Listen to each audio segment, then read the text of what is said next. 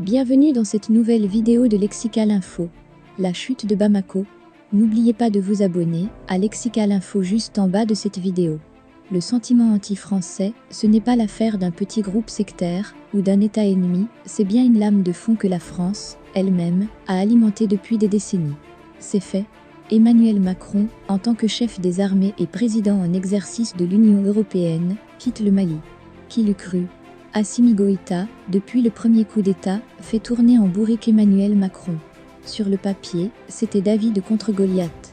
Et pourtant, la chute de Bamako, c'est la petite histoire d'un bras de fer entre deux hommes Macron-Goïta, et c'est la grande histoire d'une nouvelle page entre la France et l'Afrique. Bamako, le Dien Bien Phu sahélien. La bataille de Bamako a bien eu lieu. Elle a duré plus de 17 mois, du premier coup d'État, jusqu'à l'annonce du retrait des troupes françaises et européennes, en passant par l'expulsion de l'ambassadeur français du Mali. Cette bataille n'a fait aucun mort. Elle était avant tout politique et diplomatique sur fond de résultats de lutte contre le djihadisme peu convaincant.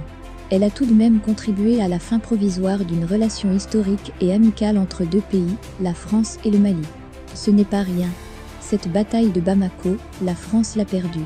Le retrait de Barkhane et de Takuba, même si celui-ci est à l'initiative de Macron, a été précipité par les autorités transitoires maliennes. Contrairement à la majorité des analyses sur le sujet, la bataille de Bamako, selon moi, n'est pas comparable à l'Afghanistan, retrait ordonné des armées occidentales, mais plutôt à notre ancien Dien Bien Phu en termes de conséquences et de symboles, chute d'un empire. Pour Bamako, c'est assurément le prélude de la fin d'une hégémonie française de plus de 60 ans en Afrique. En effet, la défaite française à proximité du petit village, dans le Haut-Tonkin, avait sifflé le début de la fin de l'empire colonial français. Certains historiens français l'assimilaient à Alesia, Gaulois, et à Waterloo, Napoléon. Désormais, il faudra ajouter à la liste de nos déroutes, Bamako, Macron. C'est, à n'en pas douter, la fin d'une ère de la France en Afrique, la fin de l'exclusivité dans son précaré. Même si les armées françaises et européennes trouvent refuge au Niger et dans les pays voisins du golfe de Guinée, ce repli laissera des traces politico-psychologiques. Naguère, la défaite de Dien Bien Phu fut fêtée à Alger et Rabat.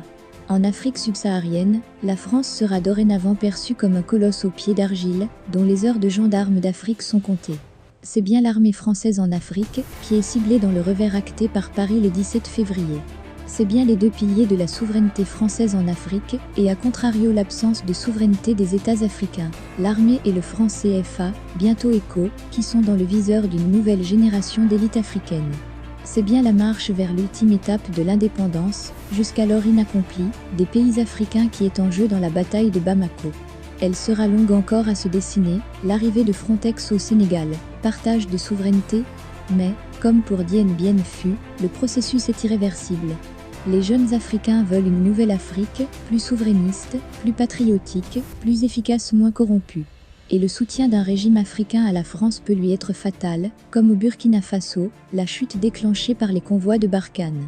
Merci pour votre aimable attention, et n'oubliez pas d'activer la cloche de notification pour recevoir les prochaines informations.